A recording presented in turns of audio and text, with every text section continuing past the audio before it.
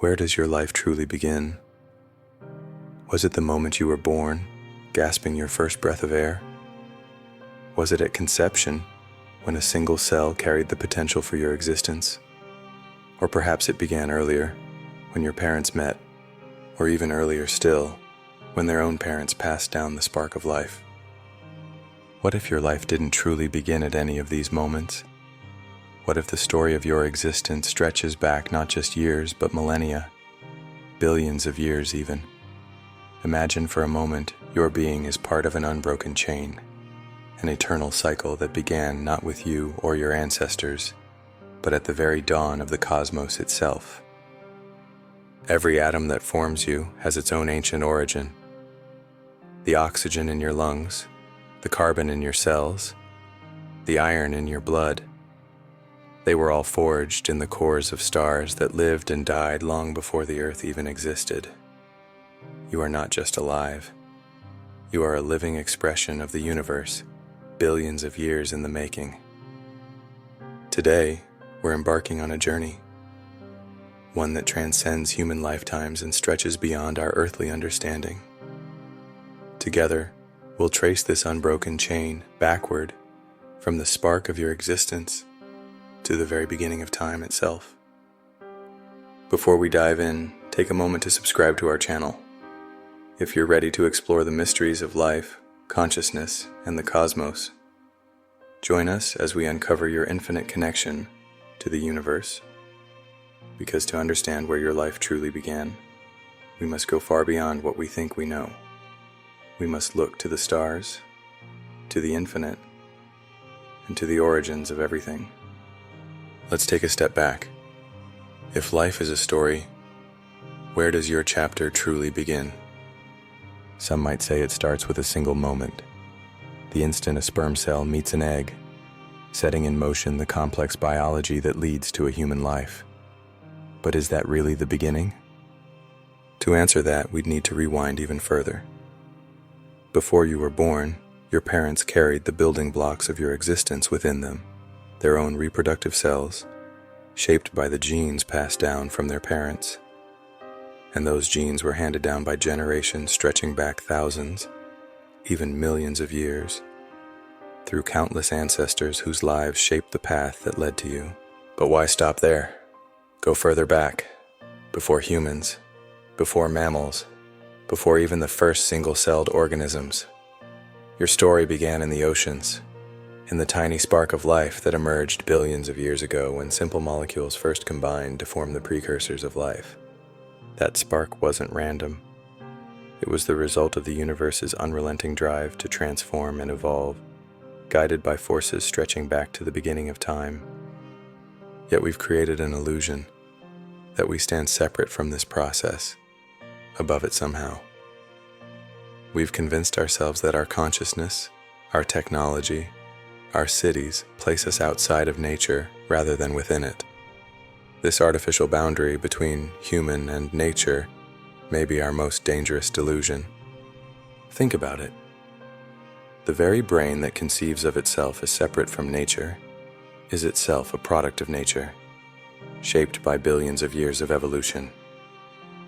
The thoughts you're having now emerge from biological processes governed by the same laws that make stars burn and planets orbit. The truth is that you were never separate from nature. You are nature awakening to itself. Your sense of being distinct from the natural world isn't a mark of superiority, but a form of amnesia, a forgetting of what you truly are. This journey forces us to ask, if every event is the result of the one before it, can we ever pinpoint the true start of your existence? Or is your life a continuation of an eternal process, an unbroken chain of cause and effect that began with the birth of the cosmos itself? If that's the case, then your life is not an isolated event. It's a ripple in a much greater wave, a wave that began billions of years ago and flows through you now. What would it mean to realize that your existence has never truly been separate, but is part of an unending universal cycle? But your story goes back even further, long before life as we know it. To truly understand where you come from, we need to leave behind the biological and step into the cosmic. Every atom in your body has existed for billions of years. The carbon in your cells, the calcium in your bones, the iron in your blood, they all have an extraordinary origin. These elements were forged in the hearts of ancient stars. Stars that once blazed across the cosmos, and then in spectacular supernova explosions, scattered their elements into space. The stardust didn't vanish. It traveled, merging with clouds of gas and dust to form new stars, planets, and eventually, life itself. You are not separate from the universe. You are the universe transformed. The atoms that make up your body were once part of stars, planets, and perhaps even other forms of life. When you breathe, eat, and exist, you are participating in an eternal cycle of matter and energy that has no true beginning and no true end. But here's the truly mind-blowing part. This cycle doesn't just explain the origins of your body. It's also the foundation for something even more extraordinary. Because at some point, the universe didn't just create stars and matter, it created awareness. And that awareness doesn't stop at humans. It permeates everything around us in different forms and degrees. For centuries, we dismissed plants as passive, insensate things. Yet research reveals that trees communicate with each other through underground fungal networks. They warn neighbors of threats and share resources with their offspring. Even single cells display a form of awareness, sensing their environment, moving toward nutrients and away from toxins, communicating with other cells. They make decisions without brains. They solve problems without neurons. This suggests something profound. Consciousness, or at least its precursors, may not have emerged late in evolution, but has been present all along, expressing itself in increasingly complex forms as the universe evolved. For billions of years, the universe evolved matter into increasingly complex forms. Atoms combined to form molecules, which became cells, which grew into organisms. And at some point, perhaps millions of years ago, this intricate process gave rise to something new: consciousness, a way for the universe to experience and reflect on its own existence. This raises an extraordinary question. What is consciousness, and how did it emerge from the building blocks of matter? Some scientists believe consciousness is the result of complexity, but this isn't just a scientific question, it's deeply philosophical. Many ancient traditions, like those in Eastern philosophy, suggest that consciousness isn't something that emerges from matter. Instead, it is fundamental to the universe, like space and time. In this view, you are not just a brain generating awareness. You are awareness itself, the universe reflecting on its own infinite nature through the unique lens of you. Physicist Max Planck, the founder of quantum theory, put it this way: I regard consciousness as fundamental. I regard matter as derivative from consciousness. This inverts our understanding completely. Rather than asking how dead matter produced consciousness, we might instead ask how fundamental consciousness manifests as apparent matter. Think about it. Everything you've ever experienced, every sight, sound, sensation, thought, and feeling has occurred within consciousness. You've never experienced anything outside of consciousness because, by definition, you can't experience something without being conscious of it. From this perspective, consciousness isn't something you have. It's what you are. But if your consciousness is part of this eternal process, what does that mean for your connection to everything around you? What does it mean for your life, your purpose, and even your sense of self? The idea that the universe has become aware through you isn't just poetic, it's transformative. And if consciousness is this universal, eternal force, then could it too be part of the same endless cycle as matter and energy? Could it also be eternal? These questions don't just change the way we think about life. They challenge everything we think we know about death. If the atoms in your body have always existed, and if consciousness itself is tied to the universe, then what does that say about life and death? Most of us see life as a straight line, with a clear beginning and an inevitable end. But what if this is an illusion? What if life and death are just two parts of an eternal cycle? When your physical body reaches the end of its journey, the matter that composes you doesn't disappear, it transforms. Your body returns to the earth, nourishing the soil, feeding plants, and becoming part of new life. The energy that powers you, the spark of life itself, follows the same laws of conservation that govern the universe. It cannot be created or destroyed. It simply changes form. Nature shows us this cycle everywhere. When a tree falls in the forest, it doesn't truly die. It decomposes, feeding the ground, becoming the foundation for new growth. The same is true for stars.